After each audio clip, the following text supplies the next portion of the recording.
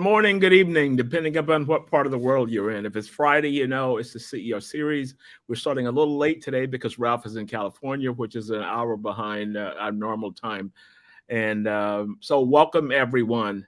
Um, as I said, if it's Friday, it's the CEO series where we bring together the most interesting people to talk through their careers and how they achieve what they are at the top of the pyramid, so to speak. So our guest today is a longtime friend, Ralph Simon, who's the chief executive of Mobilium Global. To give you some background, he has a diverse career of over 30 years in media and entertainment, mobile phone technology, content, Exponential Medicine, personalized health, and it goes on and on. I mean, if I had the time, I would read all of it. He's a pioneer in mobile technology and content industry, having co-founded and developed a leading independent music and music publishing companies and record labels. And we talked about that when we were in Pakistan a while back. He's recognized globally as a skilled moderator and interviewer at such conferences as the Mobile World Congress in Barcelona. With that, my friend, how are you? Very, very good. It's fantastic to see you, Ron, and great to be with your wide global audience. Just so great. I know the great work that you do and the way that you spread the gospel of making sure that people do great things in business, are creative in business, and create opportunities for careers and jobs to thrive. Cool. I'm looking here now. We just got a shout out from Joey. Remember Joey? Joey was with us when we were in Pakistan a while back. So he's an upcoming guest. So hey Joey, glad to see you. Well, you have such an interesting career, and one of the things I found interesting about you, even when we first met, we had dinner that night, was that you consistently made zigzags and U-turns, and like your crystal ball was working. Walk us through that. Well, I think a lot came from the fact that I was born in Africa, and in Africa, you really have to use how can I say, creative thinking to really advance if you want to make progress. Partly because it's not America, it's not Europe, it's not the UK, but there's an incredible spirit to be able to get things done. As is the case, for example, in the UAE, which really, if you look back 50 years ago, what Dubai was, a pearl fishing, tiny little harbor, so to speak.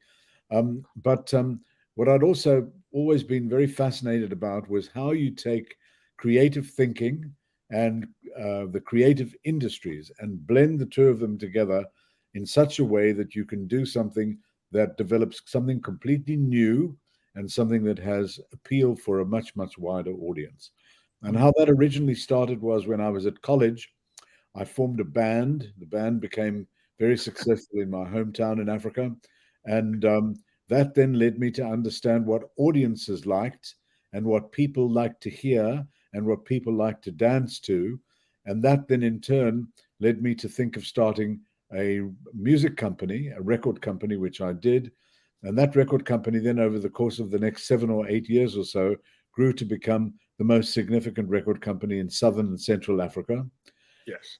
It was a time of very, very bad politics in South Africa, and I didn't feel that I could really have a continued future there under the political system, and in a sense became a sort of political exile, but made the decision to move to London. This was some years ago, and the idea of moving to London was that, first of all, if one could find talent and develop it and be successful with it, just to give you an idea, in Southern Africa, if you had a gold record, which is the standard of great success of a product, you would sell 25,000 units.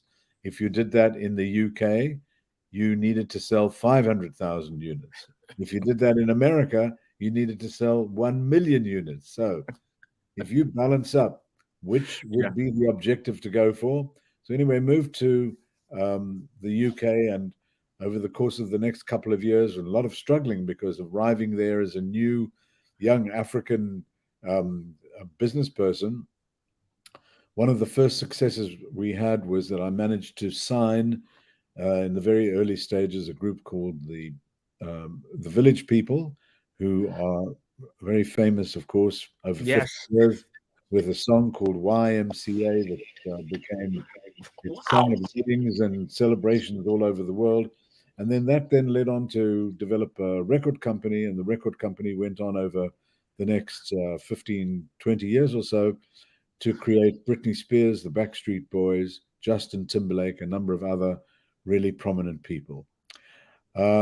This took me through to the early 90s. I had decided that it was time to move on from the music business because I'd always felt that there was a synthesis between entertainment and technology. Why did I feel this? Well, I had started seeing the first stirrings of the internet coming out Okay. of Silicon Valley. And to me, it just seemed to be such a clear road and focus to be able to be in a position where if you could find technology, maybe you could find interesting ways of marrying those two things. Wow. What is entertainment? Creative entertainment is films, television. Um, this is way before streaming, of course.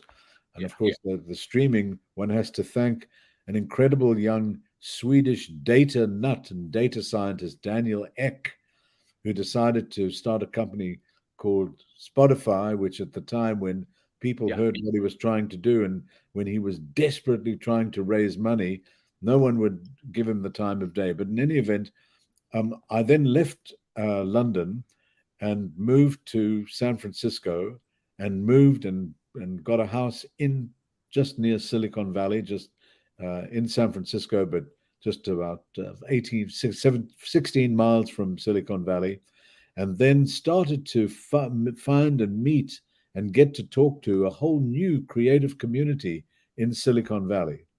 And what struck me about this, Ron, was that seeing these people, and bear in mind, this is when the internet was just getting Yeah. going. What I couldn't get over was this was a can-do society. It's kind of like what you find in Dubai. If people say, "Can you do that in Dubai?" And of Yeah. course, you can do stuff in business. It's a can-do society. And what does a can-do society mean in an emerging new area where the internet, still in its infancy, um, could could really help lubricate the wheels of your train that is moving into this space. Mm. So if you went to try and see a venture capitalist, there's a road in Silicon Valley called Sand Hill Road. Sand Hill Road had a number of VCs, some of the very big VCs that are so Money prominent. people. But also there was talk that if you gave an elevator pitch in Silicon Valley, that would be the best way for you to get money. And I thought to myself, well, what is an elevator pitch? Well, in the Sand Hill Road, there was a large 6 or 7 story building. And the plan was that you'd go into the building, you'd stand outside the elevator because a lot of executives who were these venture capitalists would be waiting to go up to their offices in the morning. And if you could buttonhole them and be in the elevator with them and give them the pitch of the Yeah. money that you were looking for, maybe, just maybe, they would listen to what you say and they would give Yeah. you the dosh. Well, that's basically how the phrase elevator pitch came Yeah. into being. But as I say, I started to meet the creative community in Silicon Valley, and at the same time, it also started a new record company in San Francisco, and found that in San Francisco there were an incredible array of people in technology, in the creative industries, Yeah. songwriters.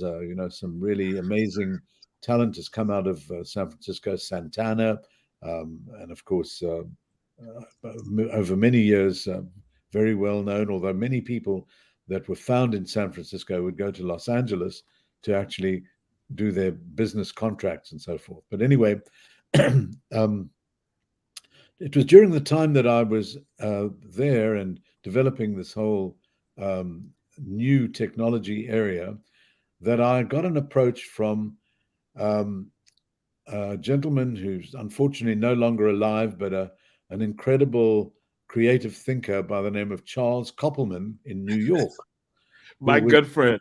he was your good friend, and you knew this guy well. He was really one of a kind, but an incredible creative entrepreneur, meaning Yeah. he could think of an interesting way of creating something new with great talent and then spread the word and make it internationally significant. Mhm. And he asked me if I would come to California, come to Hollywood, and join Capitol Records in Hollywood, which was the biggest subsidiary in the then EMI group. EMI was, in its time, the world's greatest recording company. It's now owned by Universal Music, which today is the world's greatest and biggest recording company. And he asked me if I could come to Capitol Records and the famous jazz record label Blue Note. Yeah. And I said to him, and I said to the key guy that was running Capitol, and this was in Hollywood, in a circular building, which is the first circular Yeah. office building in the United States. Yeah. I said I would only come to Capitol because I'm an independent entrepreneur. I've never worked in a job for somebody before. But if you would please take a look at mobile, because mobile and mobile phones and mobile technology is where this whole internet thing is going. They said, how Wow. did you know that?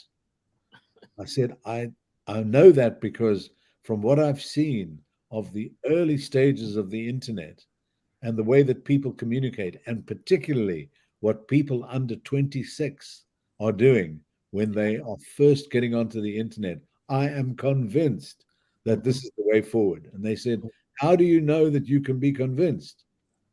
And you know, Ron, I have to tell you, as an entrepreneur, and I'm sure you and many of your viewers and listeners know this, if you get a sense in your body, in your system, that something can work, you've got Yeah. to take the chance. Otherwise, a terrible thing happens. You know what? Nothing. So you can't have nothing happening. You've got to have something happening. Anyway, Mhm. I then relocated from San Francisco to Los Angeles, quite an adjustment, and then started going in every day to Hollywood, to Yeah. the To capital work. to work. And had an incredible time then, started to introduce mobile technology and mobile phones into the company. And it was Wow. at a time when, for example, some of the artists that we were developing there, people would know Radiohead, very important global money-making machine now, but great creative artists. People like the Beastie Boys, who were really right at the very fulcrum of the hip hop um, um, era, which actually started 50 years ago this week, 50 years ago Yeah. 50 tomorrow, years. Hip hop. 50 Yeah. years ago tomorrow, hip hop. Um, and I then started to want to do something in the mobile space. But in those days in the record business, they were just struggling to come to terms with the internet, let alone mobile. And I felt that it was time to move on. I had not really worked for a big company before, always been an independent entrepreneur, as I'd said. And I thought, what I would like to try and do is find a team where I could take this mobile idea and maybe put it into practice. And people would say to me, are you nuts? You're getting very well paid working for this incredible company. You've just done the last Yeah. album by Frank Sinatra. It's been a huge hit. You've done all of these successful projects. Why on earth are you doing this? And I said, I don't know what it is, but man, my entrepreneurial flame is saying to Yeah. me, go Mm. for this thing called mobile. So I Wow. managed to find a team in Silicon Valley, I beg your pardon, in Santa Monica. And the team was made up of two incredible engineers, um, two South Africans and one British guy, just was coincidental, one guy from Australia. And our knowledge in the music industry allowed us to understand what it took to license recordings, Ah, yeah. license song compositions. And we thought, is there a way that we could send out what effectively is an email now that the internet has started, wrapped into which would be a music file? Because if we know how to license the music, maybe we can go to all of the owners of the recordings and the songs and say to them, this could be a new way in which you could get to the young Yeah. mobile users Yeah. on these new large mobile phones. Remember, it wasn't like today's iPhone or Yeah. today's Yeah. The basic Samsung models. Yeah. this model. And just to try and get the permission from the publishers, the copyright owners, the music company owners, was very difficult because we had to explain, look, there's a new future here. The whole thing, this is going to change. What you will see in the next few years is the mobile phone is going to become the remote control of your life, your business, your wife, your girlfriend, your music, your everything. Everything. And at that time, I would also say, and this is for all of those entrepreneurs that are watching, we were trying to raise money. We had difficulty raising money, and we had exactly 12 days of finance left in our little company where we were trying to promote these ringtones. 12 days, think about it. 3,000 hours. Is that what it is? No, 12, 24, yeah, 3,000 approximately. That's all we had left. What are we going to do? Well, we'd been working on trying to see if we could get one of the big telephone operators in America, and in this case, it was AT&T, obviously a great global company, to try and see whether they might be interested in taking the ringtone idea, and using ringtones on AT&T. Well, with 12 days to go, the clock was ticking, but we were not taking a licking, and basically we signed the deal with AT&T. And that really was the changing force that changed the business and created a whole new industry. So is that where you got the moniker of the father of the ringtone?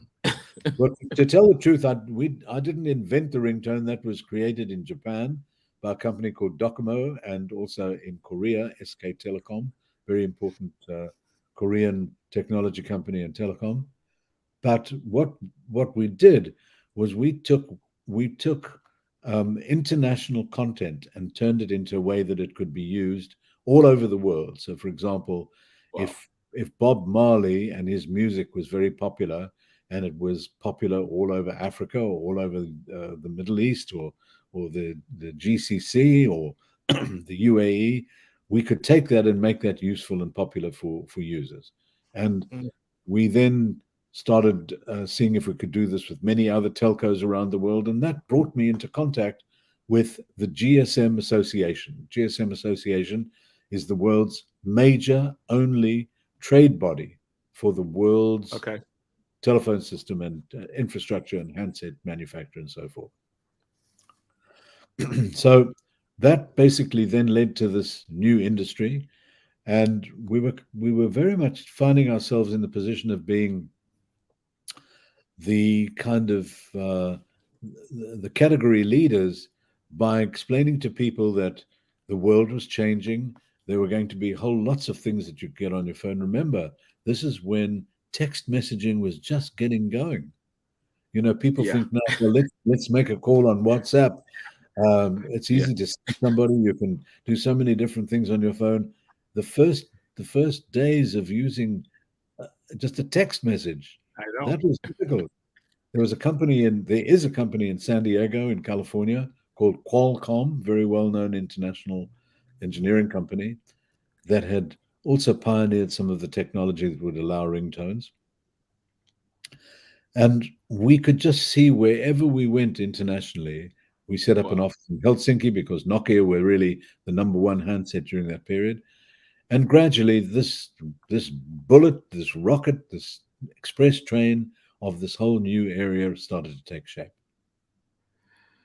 That is absolutely amazing. You know, because what I thought of, besides the flashbacks, when you mentioned the village people, you know, which was out when I was coming out of university, and talking about our dear friend Charles Copperman. To give some background to the story for the audience, Ralph and I met in Islamabad a year or so ago, and we had dinner together. This whole group of us, Joey, in Pakistan.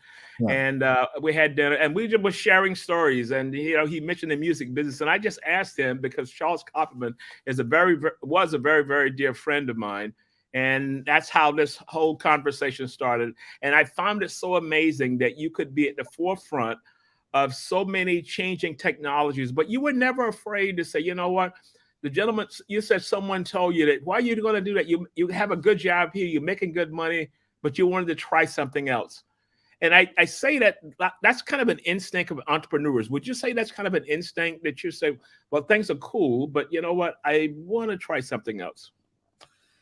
I think it works down to a very simple, basic premise, and that is if you're interested in ideas and particularly interested in trying to determine what is coming next, that stimulates your thinking because as an entrepreneur, you're always looking around to see where Yeah, is the audience, where is the sales success that you might be able to yeah, develop, and what would it take to do that? And I remember that there were some very well-known entrepreneurs. One of my mentors was an incredible guy that I had met when I was an exchange student.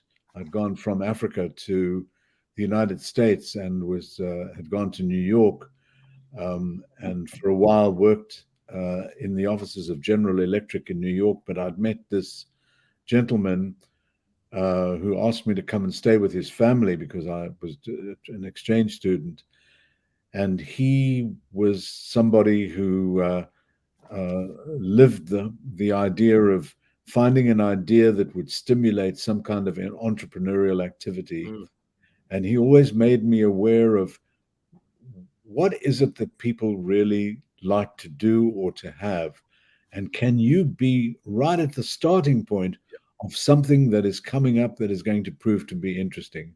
And I always think of somebody like Elon Musk, who was also from Africa originally, as people know, or most people might know. He was raised in Pretoria, the capital of South Africa. yeah, And it's interesting because I spoke to his mother a few months ago, and I asked her what was Elon like as a kid at school, because here's somebody who's an unbelievable entrepreneur, one of the yeah. greatest in the world, and now the richest man in the world, believe it or not.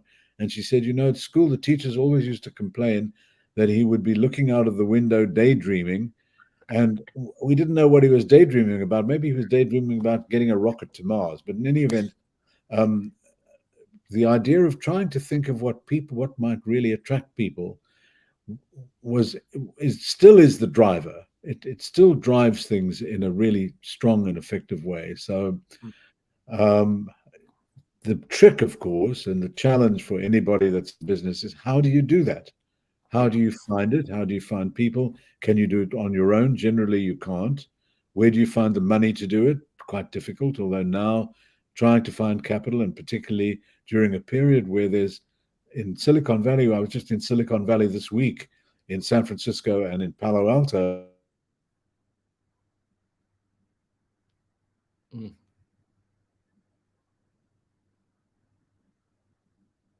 But I you just always have to think about how do you make a better future? How can you mm, make a better future for a product, for a business, and for trying to create a new service that people wouldn't be used to getting, but that would be something that would be amazing? And for me, yeah. a very good modern example right now is there's a woman here in Los Angeles by the name of Greta Gerwig. I don't know if any of your viewers and listeners would be aware of Greta and her career, but Greta has just become the first female movie director Yes. to have the first movie to gross over $1 billion. 1 billion. Yeah. And what is interesting is she managed to get the license from a toy company that was started 70 years ago in California called Mattel Toys. And Mhm. Mattel, some 5 years ago, they changed the CEO to an incredible entrepreneur, a guy by the name of Enon Kreitz, Kreiz, Enon Kreitz. Enon was somebody that in earlier years in his career had developed the Mighty Power Rangers, a well known Yeah. cartoon Mhm. character. And then he started a company called Maker Studios, which he sold to Disney. And he was invited to become the chief executive of Mattel. And of Wow. course, the story of Barbie, the Barbie movie, which gave Greta Gerwig her $1 billion global box office take. But Enon had the foresight as an entrepreneur to really think of Mattel not as a company manufacturing toys, although that is what they do. And of Yeah. course, Barbie is the biggest selling doll ever in history. But what he decided was we must become an IP company. What do Yeah. you mean, Mattel becoming an IP company? Yeah. Well, we have intellectual property. We've got Hot Wheels. That's a very interesting toy. Now, if Yes. we made a movie of that, if we made a movie of Barbie, if we made a movie, we've got 15 other toy products. How do we change that to become a movie or a TV series or something Mm. like that? And of course, if you look at the major television networks, Rupert Murdoch and everything with News Corporation, Yeah. how do you develop something that can have a wider reach? And Yeah. that's always the goal. I mean, if you look, for example, at what's going on right now in Saudi Arabia, paying hundreds of $1 millions for soccer players, what Yeah. they've paid Ronaldo, what they've paid Yeah. Sadio Mane, it's all about getting an audience. But these are all things I believe that drive entrepreneurial thinking. And you've always got to think not that the grass is greener on the other side, but how you can go and capture that grass and Yeah. turn it into some product. Yeah. Because the grass might be greener on the other side, but how do you take it and make it into something that is commercially attractive? So that was a discussion early online, and an hour or so ago, I responded to it. And one person was saying how brilliant the marketing was, and the marketing, the marketing, the marketing. And a Yeah. friend of mine, Curtis, who's the chief marketing officer for a company, and he mentioned, "Oh, that's cool." He said, "But the visionary was the person who gave them the green light to go that direction because." How many times have you come up with a great idea and you have someone above you that said, "No, I don't think that's going to work," and they still want to stay on the tried and true method? You know, And I that think was the that discussion. I think it's true. I'll give you another interesting example I just heard when I was in San Francisco. There's a very interesting young man by the name of Palmer, Palmer, Lucky. Interesting name. You think, well, he's a lucky guy. He is actually a lucky guy. And why is Palmer Lucky such an important individual? Well, he is the guy who actually created a company that was bought by Mark Zuckerberg uh, for $2 billion.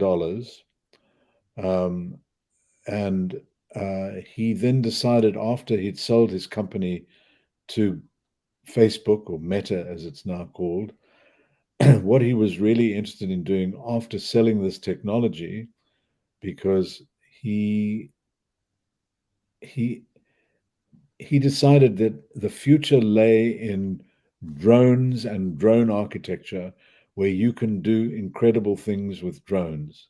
Mm, He's now developed a whole new technology for developing swarms of drones that can be used in climate control protections, and the whole world of drones has completely exploded. But um, he he's one of these people that was always restless, always felt that he had to move on to something new and something stimulating and something that could change the world.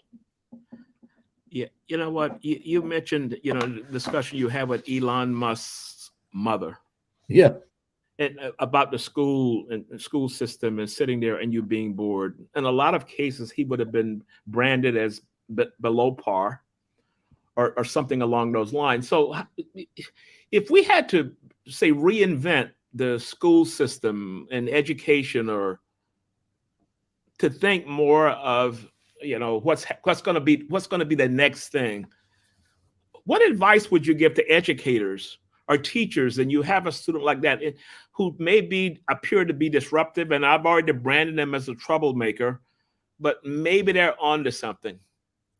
well, why I gave you the story of Palmer Luckey, and I omitted to mention what he'd invented. He invented a company called Oculus. Ah, So I'm sure people are familiar with the Oculus, the head-mounted display units for virtual reality, augmented reality, and extended reality. But in terms of education, um, it's I believe it's absolutely critical to have art or arts or creative thinking when one is learning, because it's that which translates into new product design, product thinking. yeah. There is a whole education revolution going on around the world. And in fact, it's just interesting. One of the people that I went to see when I was in Silicon Valley is this extraordinary woman by the name of Esther Wojcicki. Esther is nearly 80 years old. She is renowned as being one of the world's greatest educators. And it's evident in Esther's three daughters. She had three daughters. Her oldest daughter, Susan, was one of the earliest employees of Google. In fact, Google started in her garage, in Susan's garage. Google were looking to rent some property. This is when Sergey Brin and Larry Page had just started Google. And she said, "Hey, I've got my garages available. You guys can rent it." They came in and basically developed the early formulation of the Google technologies. Susan joined very early on. And then Susan brought them a company called YouTube, which she bought. And YouTube, she then ran for some 15 years or so. She's just stepped down from that. And She did. Yeah, I she's still saw at that. Google, but she's still involved in working in a division in Google called Waymo, which is all about electric vehicles. Obviously, she's things for the future. And then Susan has a sister, another one of Esther's kids, by the name of Anne, who married Sergey Brin, and then started a genealogy site called 23andMe. And then there's the third daughter called Janet, who is one of the world's top epidemiologists, who is based in San Francisco.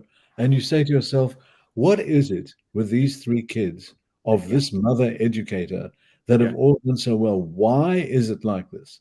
And I spent time with Esther and I asked her, how is it that you've managed to create and develop these kids that have all proven to be such leaders in thinking, in creativity, in business, in their own personal development? She said, the whole thing from when these kids were growing up was I had to treat them to be as independent as possible from as young an age as possible. Wow. That doesn't mean I'm neglecting them as kids when they're growing up. It simply means, like, for example, if the kids had to get school books for the new school term, she would say, here's $20, there's the store, you go and get what you need or what you want. Now, of course, in today's helicopter parenting, which is quite common in the UAE or elsewhere. But this really struck me when speaking to Esther, because Esther was a teacher for 40 years at Palo Alto High School, the most important high school in Silicon Valley. And she's taught pretty much everybody that's gone on to make a career in Silicon Valley. And her whole thing all the time was that creativity is a subject that should be even more important or as important as science and mathematics. Creativity. And if you look at who is creative in business, the most creative business people, we spoke about Palmer Luckey, that's creativity. And basically helping to drive creativity, not squelching creativity. You mentioned 23andMe. It's amazing how small a world it is. The gentleman I mentioned to you that I had the discussion with online concerning the marketing behind Barbie is the chief marketing officer for 23andMe, Curtis Midkiff. Extraordinary marketer. And that was the same discussion that we had earlier. And that's who he works for now. He's been with a lot of brands, but I think he found his home there in doing what they're doing. And he's doing amazing work, as it relates to that. I thought the same thing about education. I teach at a couple of schools, as an adjunct. And I just say, this is the real deal. I gave a speech at the London Business School, and I said, you know what, all of this fluff that you're thinking about, it's not like that. You gotta be able to figure things out. Talk about problems you faced and how you solved it. That's where the value, and this is what people hire for. They hire someone that are problem solvers, not someone that can come in and maintain and keep it in the lane and all those kinds of things. That's that's the Ron Thomas version of education. And that's an important Ron Thomas viewpoint, because problem solving is obviously one of the greatest challenges of the modern era. Just looking at this terrible fire that happened in Lahaina in Hawaii. Just the last couple of days, so far nearly 60 people died, and there are going to be many more, unfortunately, they will find. But just think about the entire city has been completely destroyed. I mean, this is like what happened in Canada last summer when there was a major fire that destroyed a Canadian town. And of course, we're now living in this era where the climate crisis is really right with us. And how do you solve a problem like that? That's a huge planetary problem Yeah. that we've got to try and solve. And um, but isn't this really the challenge of an entrepreneur? Whether you're trying to create a new way to make shoelaces for a new way to tie up shoes, or whether you're trying to create some new fragrance if you're in the perfume business, or Hmm. for example, a new way to make non-meat food, which obviously is still an ongoing movement because of people saying that vegetarianism is more beneficial. But what is it that drives entrepreneurial thinking? Yeah. Business schools teach the subject. And if you look at some of the greatest businessmen, Sir Richard Branson, for example, yesterday he Amazing. had three people that flew in his plane just on the outer edge of I saw that. gravity, including an 80-year-old man suffering from Parkinson's who 18 years ago paid $250,000 for a Hmm. ticket to ride on Richard's uh, Virgin Galactic spacecraft, and a mother and daughter that won two tickets because they won a lottery ticket, and the prize of which would get two tickets to go on the Yeah. plane. Yeah. You think, why? What made Richard decide to do this? To build an aircraft that could take people to the edge of space, and then say that he was going to sell tickets to go into space? Well, I know that he'd raised $40 million by selling. How many tickets would he have had to sell at 250,000 Yeah. for $40 million? That was Yeah. his the original money he raised, but it took 18 years to get to the point. And now, of course, those tickets are costing something like $400,000, Hmm. and he Yeah. will sell them even at that incredibly high amount because people, how else would you be able to get into space in your Yeah. lifetime? Yeah. So It's Richard is the quintessential entrepreneur. I mean, here's a guy who he started Virgin Cola, he started Virgin Music, he started all of these Virgin. companies. It goes on and on. And if you've ever read his life story in school, he was considered dyslexic or a slow He's, learner. he's dyslexic. Yeah, he's dyslexic. Yeah, he was considered that. So it goes back to education. Now, my friend Jim Moy, who's an attorney out of D.C. for the American Bankers Association, he says we do not need educators who go more than skin deep and taps into the unlimited power potential of our children. Yeah. Yeah, going more than that. So just to give a shout out for some other folks there, and I appreciate all the guests that listen. Wafa from Lebanon, Khalid from Morocco, Mita, Dorota, who's my good friend and business partner, based now out of Krakow in Poland, and my always trusted companion, John Self, who's going to be a guest on the show, on next week. So, Ralph, I want to go back to you as we begin the process Right. of closing out. What shaped Ralph? I mean, what shaped Ralph to a lot of people? I go back to what you said. People say, "Oh, you got a great job. Why are you looking to do something else? You got a job. You're making this. You're doing this, but you want to do something else." I mean, Right. where did all that come from?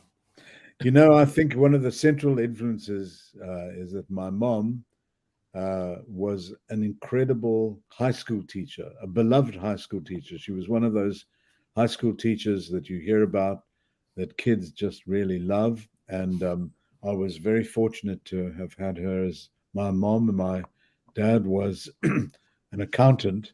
So he taught me the rudiments of at least some kind of business computation, although it wasn't Yeah, as sophisticated as that. He just said, look, there are still, three things still you've with got the to learn. calculator. Yeah, There weren't even calculators then, but he said three things you've got to learn. One, your reputation is absolutely quintessential. Always make Mhm. sure you have a good reputation. Two, make sure that you always fulfill your promises. Only do what you say you're going to do. Don't not do what you say you're going to do. And third of all, most important of all, be reliable. Because if you can have those three elements, and one reinforces the other, that'll help you. But my mom was always somebody that taught me to really look at the other side of the argument, and also to look at how you could make people's lives better. It wasn't just a question of being materialistic and making money, although obviously that is important. But what can you do to make people's lives better and change their future so that they've got optimism? Because without optimism, we're living in a dark place. Yeah. Wow. Thank you so much for that. I always like to, I do a session when I do leadership development, I ask people to tell stories like that. And one of the things I found, it goes back to a teacher in high school. It goes back to a mom and a father of whoever it is, but it's never a CEO or someone, if that was in your orbit, but it's always that grounding kind of approach before you get out there and really get into the stream of things. There's always that something there that starts it all out. Right. So one of our goals on the CEO series as we begin to close out is to create a platform for engaging leaders like yourselves to talk about, your career journey. And you've dropped so many nuggets today for us. And we hope you enjoyed being a guest on this show. Any closing thoughts that you'd like to give the audience? Yes, the new area that we're looking very seriously in is Web3. Web3 is a very important next step in the whole development of the internet. And I'm working with an incredible company involved with this company in Korea, a company called GuruFin and DigiGoose, not digital goods, but DigiGoose, that have really pioneered a whole interesting new way of using the metaverse to help brands and branding. So those of you that are interested in just getting a sense of this, DigiGoose, D-I-G-I-G-O-O-Z or Z, DigiGoose. And we are involved in some really incredible new developments where you can take the metaverse, particularly for brands, because in marketing today and brand development, this is a really critical area. And then also very involved in looking at developing some really cool, interesting stuff in and from India. India is just such a vast repository of incredible people, incredible thinking. And trying to stimulate some new startups that hopefully will give us our money back and allow us to maybe one day think of being in Elon Musk's coattails. Yeah. Well, you know what, Ralph? Thank you so much, man. We'll be in touch, and maybe we'll catch up either in London or next time you're in Dubai. So thank you so much for being a guest, and we'll talk later. Thank you. Well, I'll be in Dubai for GTEx coming in for that. So looking very much forward to seeing and spending time with you, Ram. Thank you so much. It's always such a thrill and a treat and a pleasure to be with you. You are somebody that I have great, great respect and regard for, and you're one of the real good guys. Thank you. That kind of branding says it all. Thank you so much. All the best. Take it easy. Okay, bye-bye.